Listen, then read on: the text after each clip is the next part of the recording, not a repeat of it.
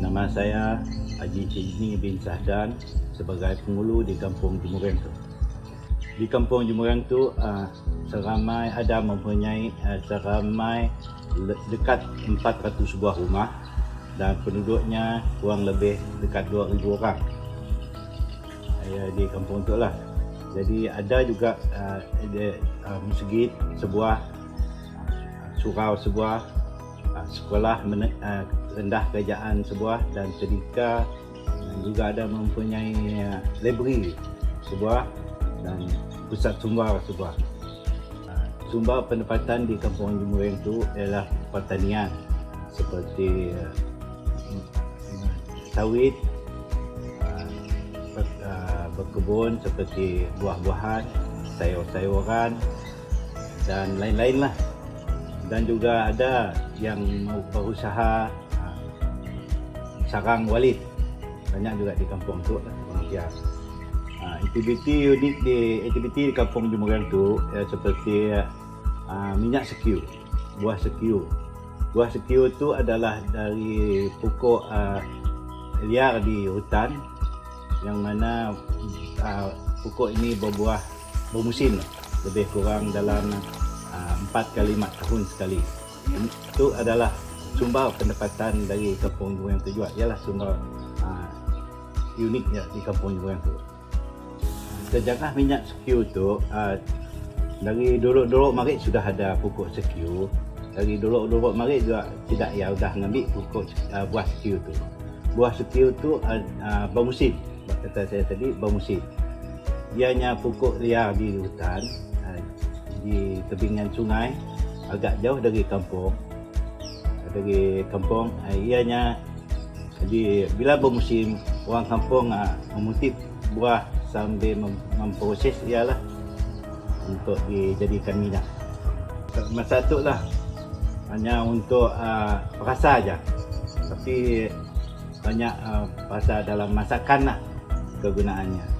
Ada juga orang kata orang nak pakai ubat, kita belum tahu lagi lah apa yang terkandung dalamnya.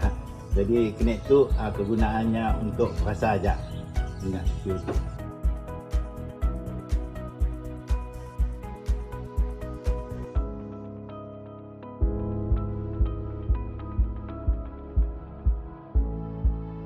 Jadi kita pergi kepada pengambilannya dulu, yang mana awal pagi kami akan turun dari rumah kira jam selepas subuh pagi. Perlu menggunakan enjin bot yang 5 horsepower yang makan masa lebih kurang sejam lebih ataupun 2 jam macam tu.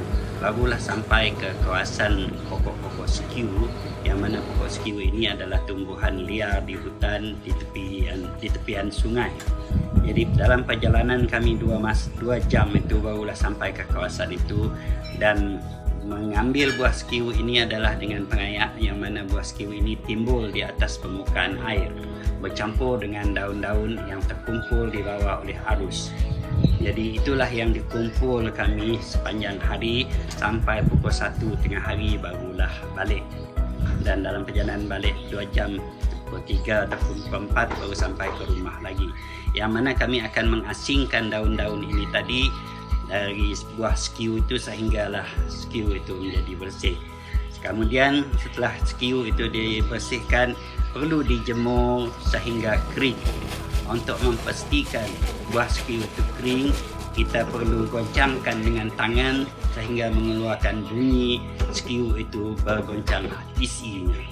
Jadi itu menandakan buah sekiu itu cukup kering. Bila sudah cukup kering, barulah proses untuk memecah buah sekiu itu menggunakan guni halus, kemudian dipukul dengan kayu supaya memudahkan pembuangan kulit buah sekiu itu untuk mengambil isi di dalam itu. Kemudian setelah diasing, ditampi, mengasingkan kulit-kulit sekiu itu, isi sekiu itu tadi perlu ditumbuk supaya ianya menjadi halus dan diayam supaya secukup-cukup halusnya sebelum dipaiskan. Jadi sudah cukup halusnya, proses memaisnya perlu menggunakan kulit kayu yang dinamakan kayu is. ya, sejenis kayu yang senang untuk didapat dan senang untuk dipanggang. Jadi untuk proses pais ini perlu daun sukai dan juga daun lalang tebu. Jadi diisi dalam kulit kayu ais itu, dimasukkan serbuk skew yang telah ditumbuk tadi, yang telah diayak tadi, dan dimasukkan kulit kayu ais itu dilapis dengan daun sukai supaya tidak melekat pada kulit kayu itu tadi. Kemudian diisi serbuk skew, dicampurkan dengan lalang tebu itu tadi. Tujuan lalang tebu ini adalah untuk memastikan serbuk skew itu masak ataupun tidak semasa dipanggang. Dipanggang dalam masa sejam ataupun sejam lebih, ditarik lalang tebu itu tadi sehingga kita rasa ada mengeluarkan minyak. Barulah dimasukkan dalam kepisan. Ya, istilah Melanau dia kepisan. Dimasukkan dalam kepisan ini, dilapis dengan kain. Dalam kepisan itu anyaman kepisan. Dalam itu ada kain sebagai penapis minyak itu. Dimasuk ke dalam, barulah diapitkan dalam alas, istilah Melanau pengampit itu tadi dinamakan alas. Jadi alas ini akan mengampit menggunakan baji dan jack. Zaman moden ini menggunakan jack, ya, supaya alas itu mengampit dan menghasilkan minyak skew itu tadi. Dalam purata minyak skew ini 10 kilo akan boleh mengeluarkan 3 botol, ya, kira kasarnya. Dan selepas mengambil minyak itu tadi, dimasukkan ke dalam botol.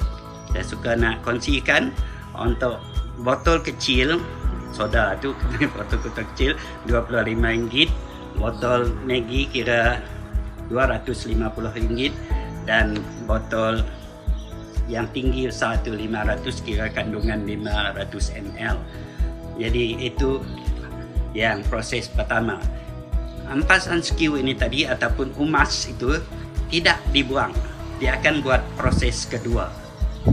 Perlu ditumbuk lagi setelah dialas itu tadi, ditumbuk semula supaya skew yang dialas itu tadi dihancurkan semula, diayakkan lagi, kemudian dipaiskan semula seperti proses semula tadi. Itulah proses mengalas umas, ya, istilah umas, kira hampas lah yang sebelum dibuat tadi. Jadi saya rasa takat ini cukup untuk kita kongsikan proses membuat minyak skew. Kalau ada masa, insyaAllah musim skew ini akan makan masa jarak 4 ataupun 5 tahun baru sampai satu musim lagi.